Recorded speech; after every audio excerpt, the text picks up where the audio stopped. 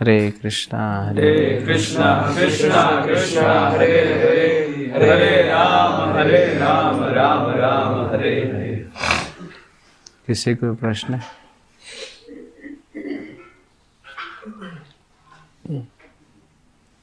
जी आपने बताया कि वैष्णव को एक्सटर्नल तरीके से नहीं समझते, तो प्रभुपाद जी चाणक्य पंडित को कोट करके बताते हैं कि जैसे बच्चा होता है तो 5 साल में उसको प्रेम देना चाहिए, फिर 20 साल हो जाते हैं तो थोड़े अनुशासन में रखना चाहिए, तो थोड़ा सा बड़ा हो तो उसको मित्र मान लेना चाहिए, जो भी है।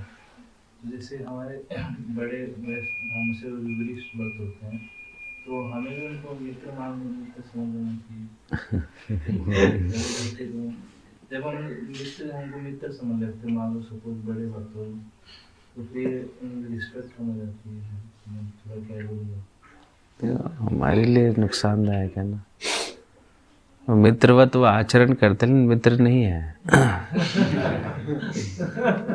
वो मित्रवत आचरित है, बट पिता तो पिता ही रहेगा, है ना। वो कंफर्टेबल करने के लिए हमारे साथ मित्रवत आचरण करते हैं, इसका यह मतलब नहीं वो मित्र हैं, हमारे लेवल पे आ गए, ऐसा नहीं है। वो तो हमेशा उनकी स्थिति पूजनीय रहती है, सम्मानीय रहती है। अगर ऐसा करने लगे तो सारे फिर इतने सीनियर डिवोटीज वो सब हमारे साथ ऐसे मित्रवर्त करते हैं आचरण, तो हम थोड़ी फ्रेंडली जैसा उनके गले में हाथ दे के चलेंगे, है ना। वो कहेंगे प्रभु, वो हाथ डालेंगे हम भी हाथ डाल देंगे, चलो गले में गले मिल के चलते हैं, है ना। तो वो तो चाणक्य पंडित का है कि जो हमारे जूनियर्स हैं उनके लिए हमें यह करना है, सीनियर्स के लिए नहीं करना। उनको लालियत कर रहे हैं, पहले फिर ताड़ियत कर रहे हैं प्रभु। मित्रवत आचरण it is not for seniors, वो जूनियर्स के लिए। सीनियर जूनियर के साथ ऐसा कर सकता है, लेकिन जूनियर सीनियर के साथ ऐसा नहीं कर सकता। समझ आया ना। तो ये डिस्टेंस एक्सटर्नली हो सकता है बहुत क्लोजली रहे साथ में, लेकिन इंटरनली हमें वो एक रेस्पेक्टेबल डिस्टेंस बना के रखना चाहिए, तो हमारे लिए अच्छा है। नहीं तो आप बिविल्डर हो जाओगे, कंफ्यूज हो जाओगे, कैजुअल हो जाओगे, तो फिर आपके लिए अच्छा नहीं है ना।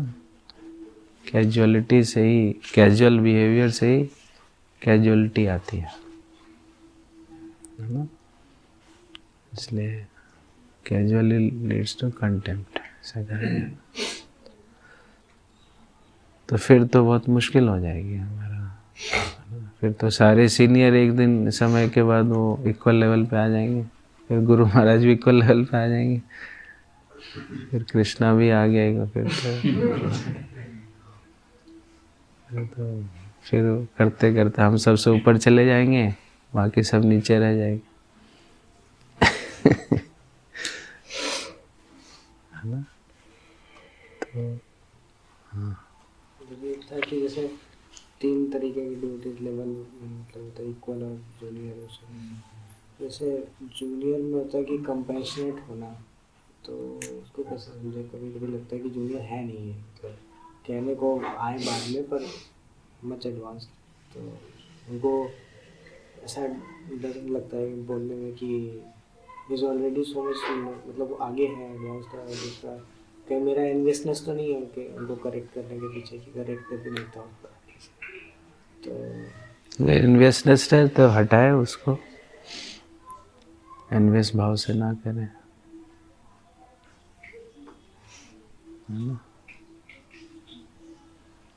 इन्वेस्ट क्यों होता है, अच्छी बात है, आपसे कोई नया आया है और प्रोग्रेस कर रहा है तो इसमें हमें खुशी होनी चाहिए, इन्वेस्ट ही होना चाहिए।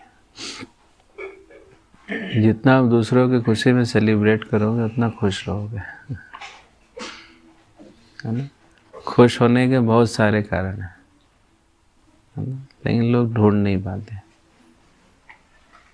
वो अपना जीवन अपने तक ही सीमित रखते हैं। जो व्यक्ति अपने तक ही सीमित रखेगा वो दुखी रहेगा, उसके जीवन में तो दुख ही है, कमियां ही है, इम्परफेक्शन ही है। वो उसको देख देख के परेशान होता रहेगा, और बाहर वो देख नहीं सकता है क्योंकि उसने विजन डेवलप किया नहीं है। अंदर ही देखेगा, सेल्फ सेंटर्ड रहेगा, उसको दोष दिखेंगे और परेशान रहेगा। इसलिए तो ज़्यादातर लोग परेशान रहते हैं कि अपने से बाहर निकल ही नहीं पाते। इसलिए अपने से बाहर निकल करके दूसरों के अंदर कोई गुण है तो उसकी खुशी मनानी चाहिए, है ना। उसकी खुशी में अपनी खुशी को देखो तो कितनी सारी खुशियाँ आपको मिल जाएंगी, है ना। सबके जीवन में कोई कुछ ना कुछ तो खुशी होगा। जो हमारे दुख का कारण है उसको हमें सुख का कारण बनाना है। दूसरों की खुशी हमारे लिए दुख का कारण बन जाती है ना? तो उसको ट्रांसफॉर्म करना है कि उसकी खुशी मेरी खुशी है, उसके स्किल्स स्ट्रेंथ में हमें सेलिब्रेट करना है, ग्लोरीफाई करना है। तो जितना ये हम सीखते हैं उतना हम सिक्योर रहेंगे, नहीं तो हमेशा इनसिक्योर रहोगे। अरे ये भी मुझसे आगे चला गया, ये भी मुझसे आगे चला गया, मैं तो ऐसे ही रह गया, अब मेरा क्या होगा, कौन मुझे पूछेगा, सब तो इसी को पूछेंगे, है ना। तो ईर्ष्या का कोई अंत नहीं है ना? तो इसलिए हमें सिक्योर माहौल तभी आता है जब सबके अंदर आप गुणों को देखते हैं, देन यू फील प्रोटेक्टेड। जब आप गुणों को देखोगे तो हमेशा इनसिक्योरिटी की भावना रहेगी आपके अंदर, और उस इनसिक्योरिटी की भावना में लोग गलतियां करते हैं, फॉल्ट फाइंडिंग करते हैं, प्रजल्पा करते हैं, बैक बैटिंग करते हैं। ये सब तभी तो होता है।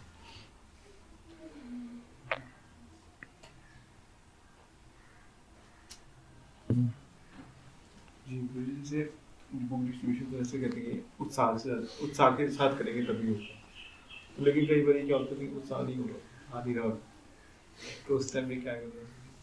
उत्साह क्यों नहीं आ रहा? क्या मतलब थकान हो या कुछ? थकान से उत्साह का कोई कनेक्शन नहीं है। कई बार जैसे थका व्यक्ति भी उत्साहित रहता है। बुक नहीं जा रही है तो हाँ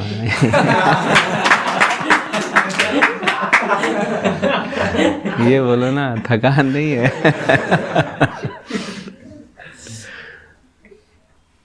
तो वही मैं कह रहा हूँ, जो भाव देखो क्या भाव है।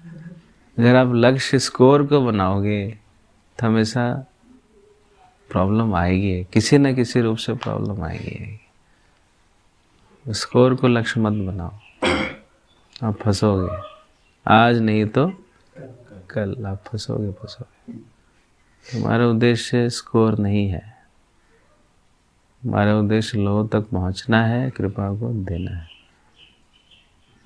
इसलिए मैंने लड्डू सिस्टम जो बनाया था, इसलिए बनाया था। काउंटर भी दिया था सबको, दिया था ना, आपको ही दिया था शायद।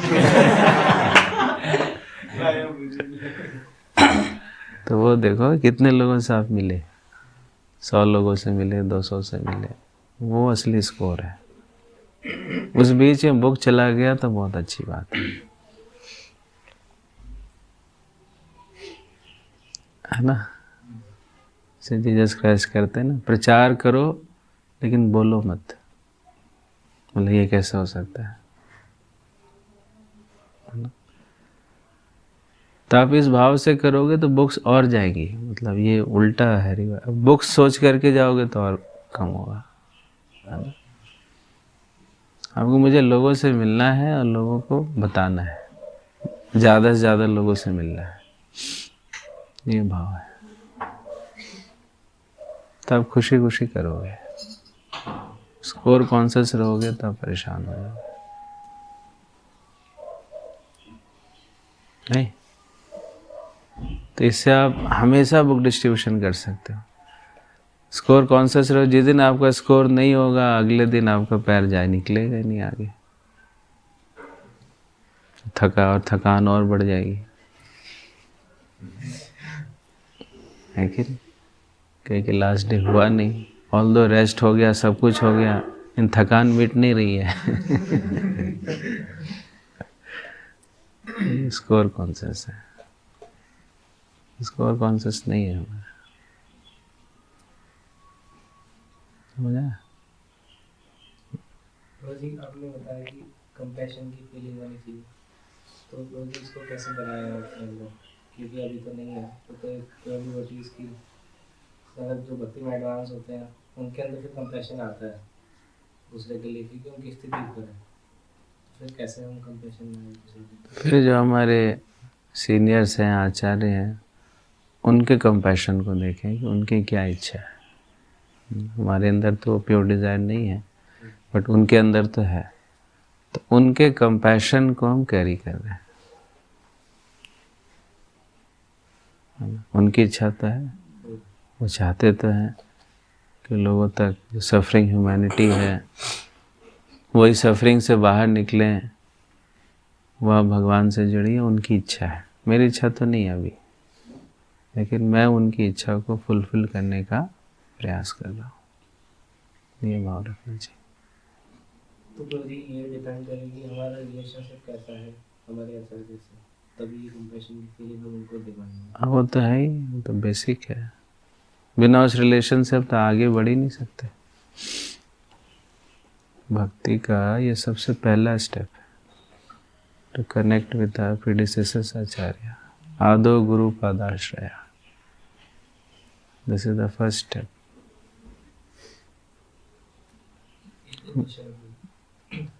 गुरु जी आपने बताया स्कोर कॉन्शियसली होना है। दूसरे गुरु जी जैसे हम देखते हैं कि हम टेंपल में भी अपना एक टारगेट रखते हैं कि इस साल हम इतनी गीता बांटेंगे। गुरु जी इसको कैसे समझे, मतलब कि हम एक टारगेट भी रखते हैं फिर हम उसको कॉन्शियस भी नहीं होना। यही अचिंत वेदा वेद।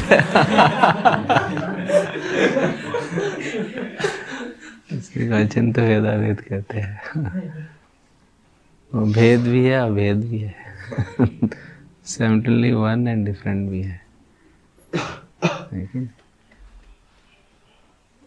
तो टारगेट देने से क्या होता है, हम बाहर निकलते हैं, नहीं तो निकलेंगे ही नहीं। फिर हम मायावादी टाइप के हो जाएंगे, जो हो रहा है सो अच्छा हो रहा है, क्या लेके आए थे क्या लेके जाओगे ना। फ्रूटिव मेंटालिटी है हमारी, तो उसको डॉवटेल करने के लिए एक टारगेट दिया जाता है। लेकिन उस टारगेट से हमें बंधना नहीं है, वो आपको बाहर निकालने के लिए है ना। बस वही नहीं है, मतलब ऐसा नहीं है जो आपने टारगेट लिया 80,000 का और वो नवंबर में ही हो गया सपोज, तो फिर क्या। मान लो कोई आया बोला हमने आपका पूरा बुक स्पॉन्सर कर दिया, ऐसा भी होता है। कोई बड़ा डोनर आया, उसने कहा प्रभु मैंने 80,000 आपका स्पॉन्सर कर दिया, तो फिर क्या मैराथन नहीं करेंगे? करेंगे कि नहीं? ऐसा बोलेंगे टारगेट तो हो गया प्रभु, अब करने की क्या ज़रूरत है, अभी भी हम जा रहे हैं, क्या मतलब है इसका। तो टारगेट हमें शेल से बाहर निकालने के लिए, कुछ टारगेट होता है तो हम बाहर निकलते हैं, लेकिन ये असली टारगेट नहीं है। समझ आ रहा है ना? This is a target but this is not the real target. This target is to get out of the complacent zone, but our real target is something else. Our real target is to distribute the mercy, भगवान की कृपा को बांटना, यह हमारा असली target है।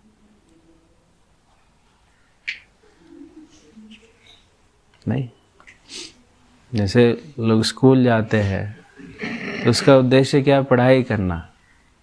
अब उसका टारगेट बना दो तो हमें टॉप करना है,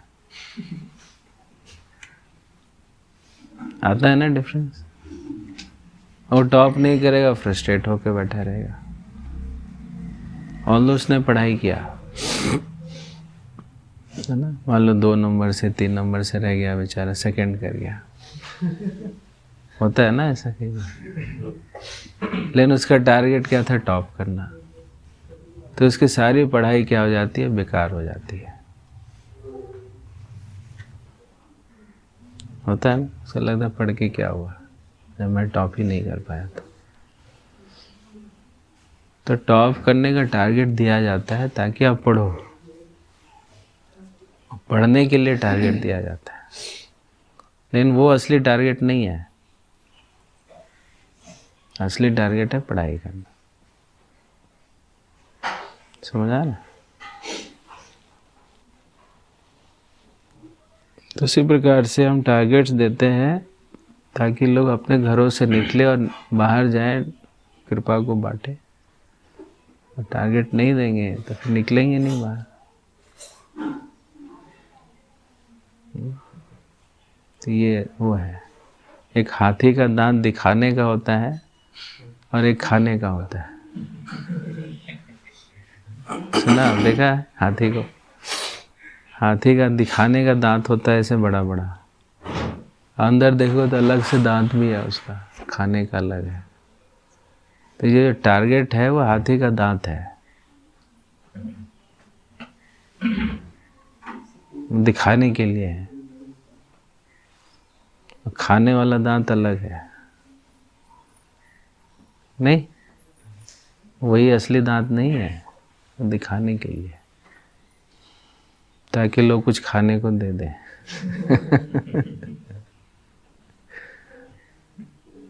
समझा?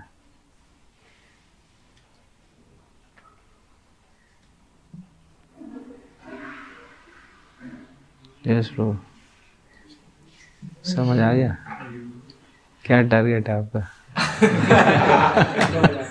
दिखाने वाला ही। दोनों समझ में आ गया? क्या दिखाना, क्या छुपाना है?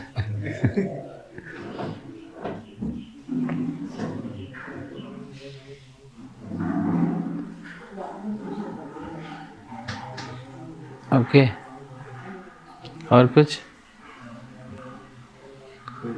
ऐसे गोल तो हमारा भी है, कृपा नाम भी है, that is the yes, we are distributing also so that we can also गोल भैया, तो उस गोल को ना भूलें कि इसलिए हम डिस्ट्रीब्यूट कर रहे हैं।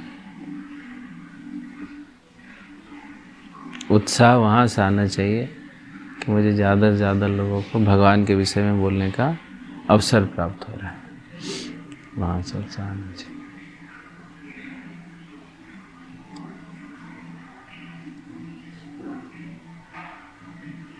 Yes, bro. पता लगे तो कंफर्ट जोन में है। हाँ, कंफर्ट जोन में कैसे पता लगे, वहाँ से कैसे बाहर निकले? वहाँ से कैसे बाहर निकले? Comfort zone.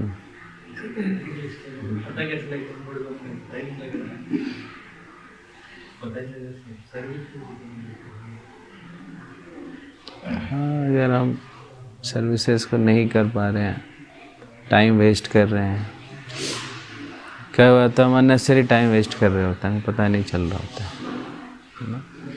तो कंफर्ट जोन का पहला लक्षण क्या है कि वह अपने समय को वेस्ट करता है, ऐसी चीज़ों में वेस्ट करता है जिसका कोई अर्थ नहीं है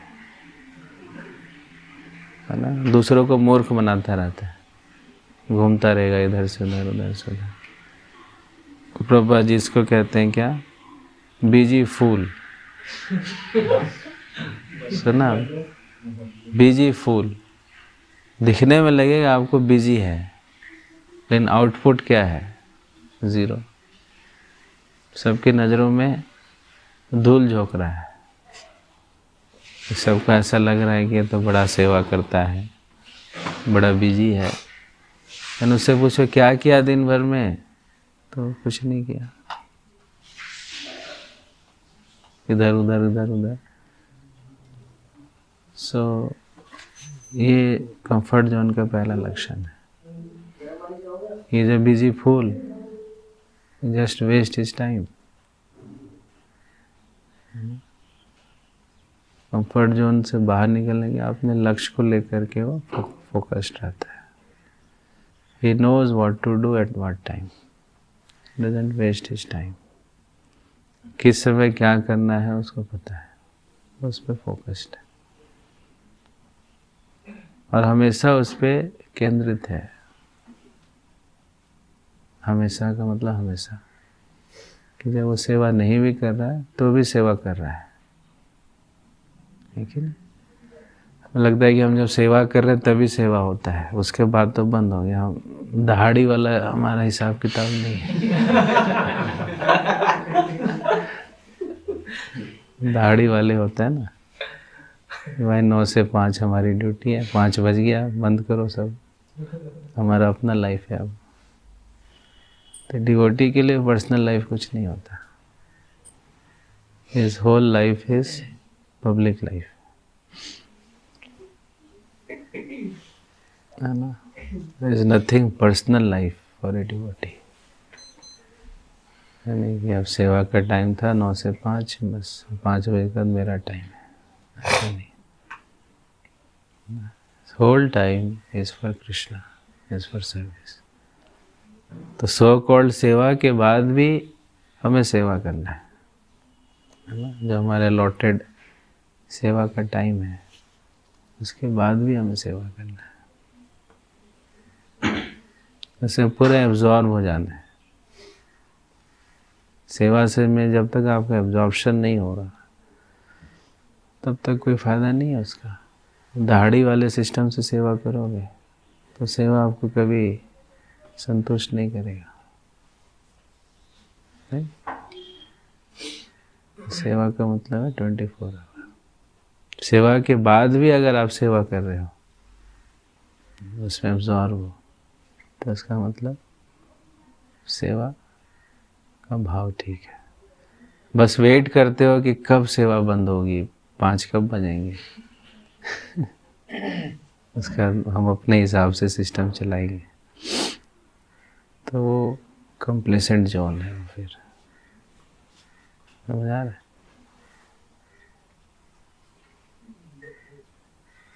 डैडी वाले से बोला, डैडी वाले से मतलब जपा का आता है, जपा खत्म हो गया, पड़ रहता है 2 घंटा हो गया. हाँ वही ना, हमने बना दिया ना उसको, दाढ़ी बना दिया, लेकिन ऐसा है नहीं. जपा है, रीडिंग है, सेवा है, ऐसा उसका कोई समय की वो नहीं रखनी चाहिए कि बस हो गया 16 माला खत्म. ऐसा नहीं. आप एक्स्ट्रा ज़्यादा भी कर सकते हैं, जब ऐसा कोई गुनाह नहीं है extra. This is not a crime to chant extra rounds. It's not a crime. है ना, एक्सटेंड कर सकते हैं. तो इसलिए जहाँ पे इंटरेस्ट होता है व्यक्ति वही करने लगता है ना. तभी हमारा उतना इंटरेस्ट है नहीं. तो जैसे ही मन छूटता है यहाँ से, फिर जो इंटरेस्ट की चीज़ है उस पर चला जाता है. फिर इसका मतलब मन अभी भी आकर्षित है उन चीज़ों से जिसके प्रति आकर्षण नहीं होना चाहिए.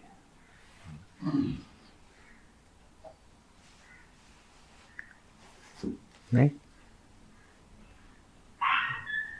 तो हम सच में भक्त हैं या नहीं है, जब स्लॉट ख़त्म होगा तब आप क्या करते हो, तब पता चलता है कि आपकी स्थिति क्या है ना. जो सो कॉल्ड अलॉटेड स्लॉट है उसके बाद आप क्या करते हो, what you do in that time, that shows a real nature. एक तो पब्लिक फिगर है, पब्लिक में हम कैसे रहते हैं. दूसरा आप पर्सनल कैसे रहते हो, पर्सनल टाइम में आप क्या करते हो. दैट इज़ योर रियल प्रकृति, आपकी स्वभाव वो है अभी. नहीं. उस दिन वहाँ पर पंजाब में सभी को क्लास में श्लोक में आ रहा था कि become the instrument of compassion is the highest way of worshipping Krishna. भगवान के हाथ में करनी कैसे उसको थोड़ा समझ. कैसे और थोड़ा समझ किसको? कि becoming an instrument of compassion, messenger of mercy is the highest way of pleasing Krishna. इसमें क्या Just कर more about messenger of mercy, यही चीज़ है। पहले तो भाव को समझें कि क्या भाव होना चाहिए, एटीट्यूड। मर्सी का मतलब क्या है, और हमारे जो आचार्य हैं उनका विज़न क्या है ना। जब तक आप विज़न के साथ अलाइन नहीं करोगे मुश्किल होगा। अपने विज़न से चलोगे तो प्रॉब्लम होगा। अलाइनमेंट बहुत ज़रूरी है। समझ आ रहा है?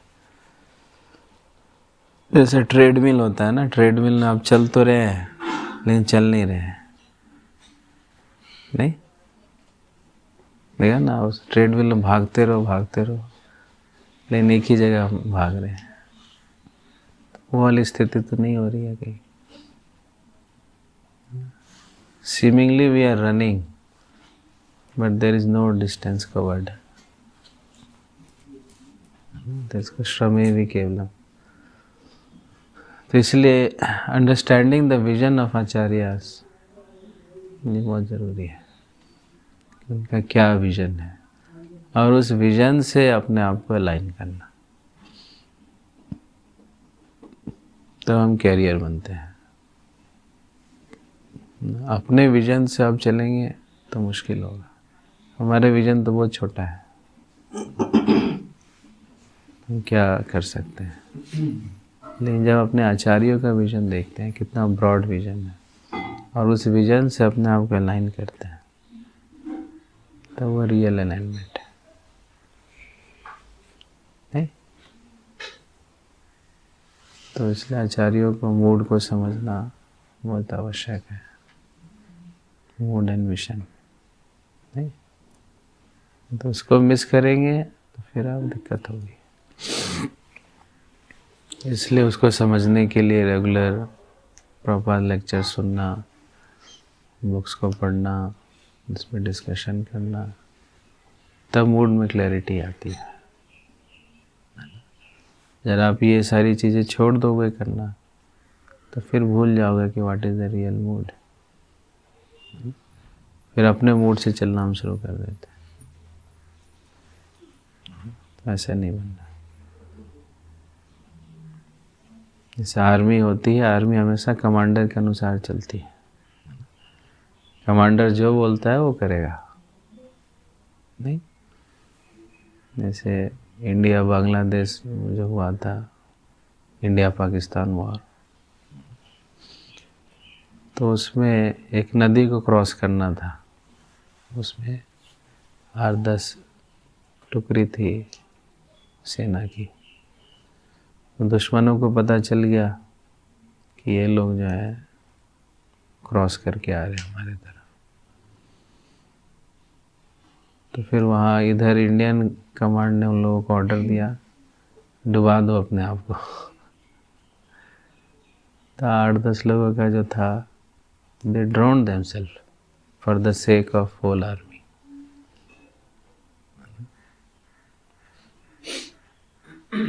तो ऐसा है। जो कमांड ऊपर से जो आ गया वो करेंगे, चाहे कुछ भी कमांड हो।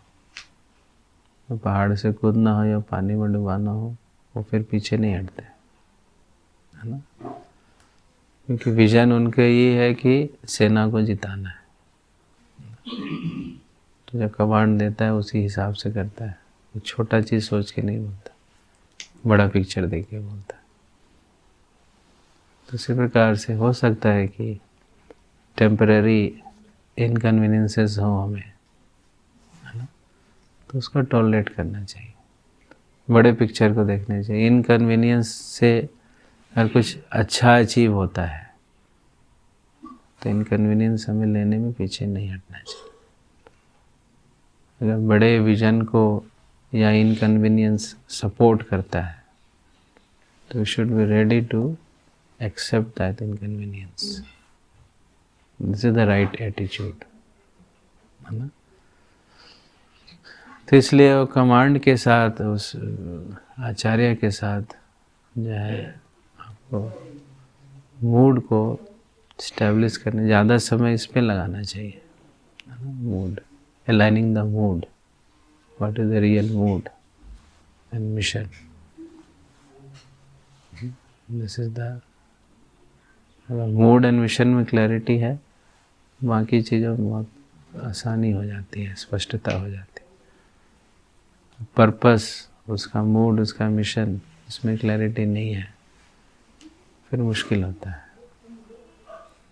क्योंकि उससे हम समझ नहीं पाते, कोरिलेट नहीं कर पाते, और फिर हम परेशान रहते हैं।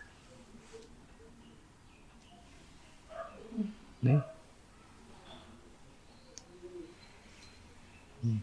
जैसे सेवा होती है, हमने डिस्कशन किया, कोई भी सेवा को सही भाव से किया और सेवा को सही भाव से ना करना, दोनों में क्या डिफरेंस कैसे पता चलेगा? कि मतलब कर तो रही एक दूसरे सभी कर, कैसे पता चलेगा कि सही भाव से किया है या नहीं किया है? क्योंकि रिजल्ट को हम देखते हैं, सभी फ्रूट को देखते हैं, लेकिन इंटरनली कैसे पता चलेगा? इंटरनली ये है कि आपके अंदर विनम्रता और आती है। सही इस भाव से अगर आप सेवा करोगे तो आप विनम्र बन जाओगे, और दूसरों की सेवा करने की और इच्छा होगी। जब ये भावना उत्पन्न हो रही है कि दूसरों की सेवा मुझे करनी है, सेवा लेनी नहीं है, जबकि सेवा करनी है, विनम्रता आ रही है, संतुष्टि आ रही है ना, और एक्सटेंड करने की इच्छा हो रही है ना, और आप उत्साहित हो रहे हैं, तो इसका मतलब ठीक है। और उसका उल्टा उल्टा हो रहा है, अहंकार हो रहा है, सेवा लेने की इच्छा हो रही है, और इरिटेशन हो रहा है, परेशान हो रहे हो, डिससेटिस्फाइड हो, इसका मतलब सेवा को हम सेवा भाव से नहीं कर पा रहे। अपने आप को खुद ही पता चल जाता है हम कैसे कर रहे, नहीं कर रहे।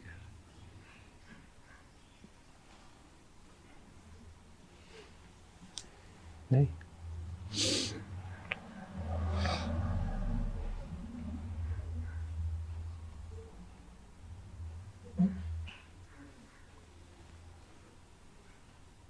ओके। हरि बोल। ग्रंथराज श्रीमद् भागवतम की